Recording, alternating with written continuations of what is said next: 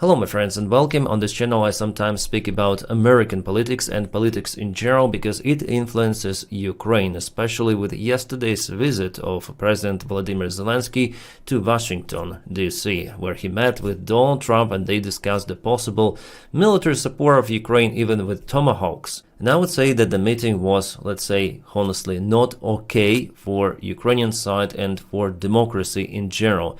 Donald Trump refused to give Ukraine the long-range weaponry because the day before, Putin called Donald Trump and brainwashed him. He resetted his program, completely erasing the previous setting done by Zelensky, and there was no pro-Ukrainian rhetorics from Donald Trump any longer in yesterday's meeting. Well, for me, the story with tomahawks was understandable from the very beginning, that the chance for them to be supplied by the current White House administration to Ukraine is pretty much low. As I say to you, if that deal happened, I would be surprised, probably the most surprised in my entire life about some sort of the event. And as expected, Ukraine obtained refusal. Then Zelensky was asked about those Tomahawk missiles. He replied that he is realistic about it. Plus, he also added that White House and Donald Trump, they don't want to escalate. So similar story with the previous White House administration. You might recall the National Security Advisor Jake Sullivan, who really pushed Joe Biden not to escalate and not to give Ukraine permission to use ATACMS missiles, which have already been supplied. They were afraid that those missiles could be used on Russian territory and Russia may try to do something against democratic states and NATO, but it doesn't really matter for Russia. Plus, Putin himself stated about tomahawks that they are not the problem for Russia, that Russia may modernize the air defense systems and shut down those tomahawks. So far, he has not proclaimed any sort of the threats for Western countries which could be connected to delivery of the tomahawks. But Putin is afraid because he understands the capabilities of Ukraine if it obtains tomahawk missiles. If Ukraine, just with the help of the drones for the last few months, was capable to eliminate 40% of the Russian refinery capabilities. And now Russia has to spend the money to purchase fuel from neighboring countries. Fuel station purchasing fuel from other countries. It is nonsense, but it is happening. Well, here guys, I said something about the previous White House administration, some negative things, with those permissions, but in general there was way bigger support of Ukraine, also direct military help compared to Donald Trump's administration. It is all understandable. Donald Trump just wants to finish this war in any possible sort of the way. The occupation of Ukraine is one of those acceptable ways for Donald Trump. He just wants to stop killing, at least till the end of his presidency term. He doesn't accept Ukraine as an ally. But for Joe Biden, Ukraine was a fellow friendly state. What we have right now is totally upside down, and what Donald Trump is doing, he is now supporting Russia mostly. I mean, not directly with some sort of the financial or military support, but there are no sanctions applied on Russia, plus the long-range weapons delivery was cancelled for now. And also Donald Trump just follows Putin demands every time. There were already multiple of the cases that Donald Trump escalated towards Russia, but each time there was either Witkov's visit to Moscow or Putin calls to Donald Trump, and after it, the program reset. Donald Trump is turning to the other side. Donny cannot stick to a single vector, and it really shows his incompetence. Putin understands that, and Putin just mastered his manipulation of Donny. Everyone sees that. American press, social media, if you open pages, even some of the MAGA supporters, they are now questioning Donald Trump about his misaction in this case. Why did you say one thing and then totally opposite the next day? But it seems like Donny likes to be played like that, and he doesn't understand what is happening. Well, in this video I don't really want to play the speeches of Donald Trump especially, or Zelensky, because it doesn't really matter. Only actions should be evaluated by us to understand the next steps of the White House administration. Well, Donald Trump again showed himself unprofessionally. Well, I'm gonna touch some of the things which were discussed, but without real quotes or playing those videos, because he is just annoying, and yesterday he even used the word fuck. Then he answered the question to one of the journalists, which I think is absolutely inappropriate for the politician of this high level of the biggest democracy probably, yeah, in the world. Biggest economy at least, and military power, the United States of America. Beautiful country, but yeah, people elected this leader, which is not helping democracy to withstand the threats coming from autocracies. What I may quote here is just his Truth Social post, because it shows how delusional Donald Trump really is. He posted that after the meeting with Zelensky. The meeting with President Volodymyr Zelensky of Ukraine was very interesting and cordial, but I told him, as I likewise strongly suggested to President Putin, that it is time to stop the killing and make a deal. Enough blood has been shed, with property lines being defined by war and guts. They should stop where they are. Let both claim victory. Let history decide. No more shooting, no more deaths, no more vast and unsustainable sums of money spent. And here's the most important part of this message, of course. This is the war that would have never started if I were president. Thousands of people being slaughtered each and every week. No more. Go home to your families in peace. And just for you to understand how delusional this message really is, if Ukraine stops killing, stop fighting, in this case, yeah, he just says stop killing. It means that Russia would just penetrate Ukrainian defense lines and occupy Ukraine. So Ukraine has to defend itself. It's not that Ukraine is an aggressor country. No, Ukraine is being attacked and it has the right to defend its own territory. Russia is attacking. If you check out the military map from the yesterday's analysis, you may see the Russian convoys and Russian vehicles which are attacking Ukrainian positions in Shakhova. Ukraine here is defending the territory, trying to return it back. Ukraine is not acting on territory of Russia any longer with its army. Russia acts on territory of Ukraine, trying to occupy it. Not just those regions which Russia put in their constitution illegally, but also Russia attacks in Dnipropetrovsk Oblast, Kharkiv and Sumy regions.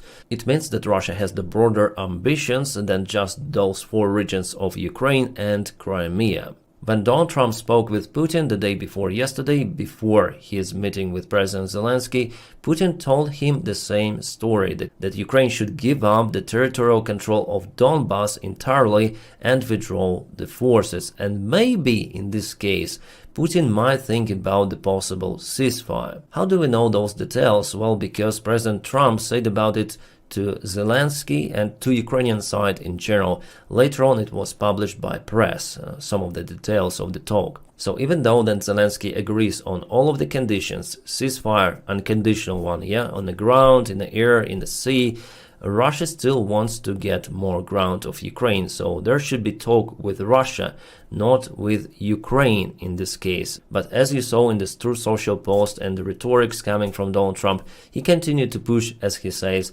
both of the sides. Also, we obtained more details about Putin's and Trump's meeting in Alaska. The Financial Times published a big article about it, and as it was predicted by most of my followers and by me as well, Putin started his conversation with Donald Trump about the unity of Ukraine and Russian people, and that Ukraine is the fake country.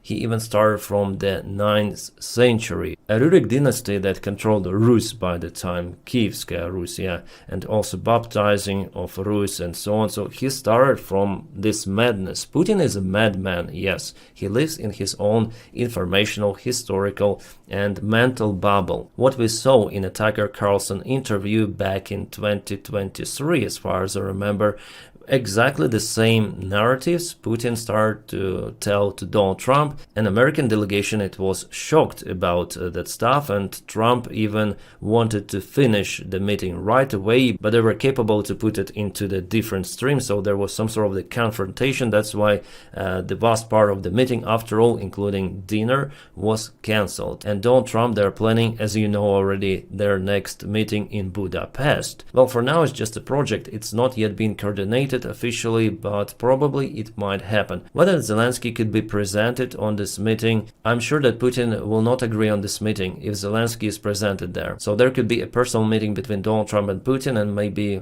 also Orban. Yeah, some people say that it's impossible for Putin to get to Budapest, but for that level of meeting, they're gonna release temporary restrictions on the Russian airplanes and also on Putin himself, because Donny wants it to happen. We see that everyone, Europeans, Ukrainians, Russians, they play with Donny, trying to say how good he really is.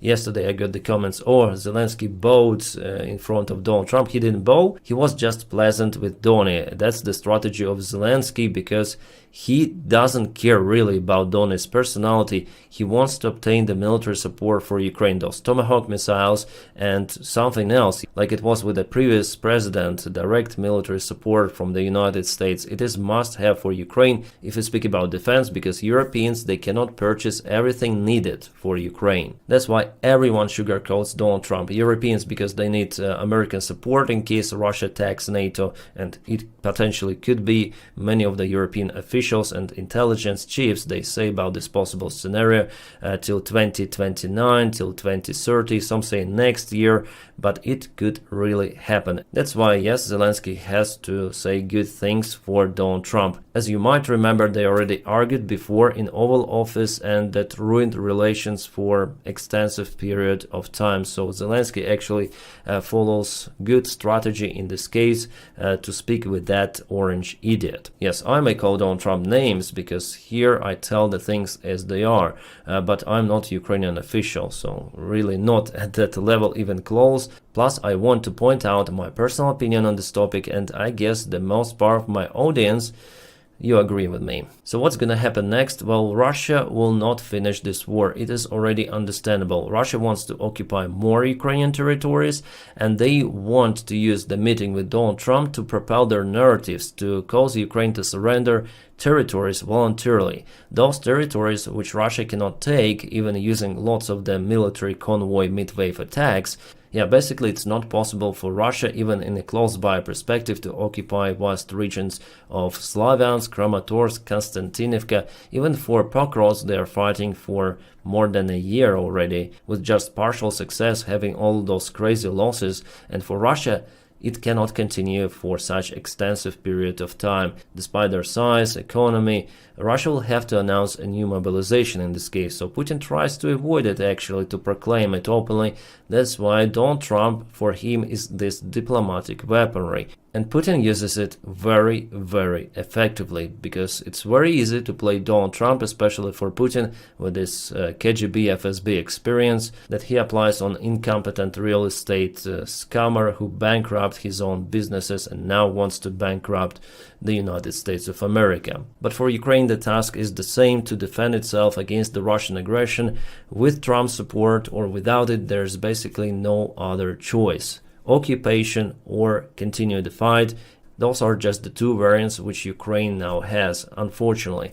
And without American support, if Donald Trump would just exit every sort of the help for Ukraine, well, in this case, Russia would gain more territories and Ukraine will not have enough tools to repel Russian airstrikes. So what Donald Trump could do is just to cause way more losses for Ukrainians, that's it.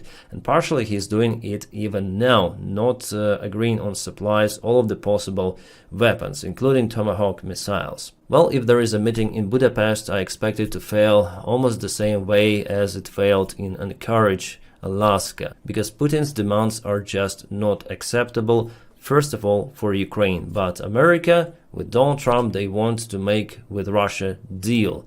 Business as usual. That's why they discussed even a tunnel between Chukotka, Russia, and Alaska, United States of America. I mean, seriously, they discussed it. Donald Trump said about it yesterday in a meeting, and he also asked President Zelensky whether he's okay with this idea. Well, Zelensky said, of course not. This proposal was done by Dmitriev actually half a year ago. It became public just 3 days ago, but before they already spoke about this one.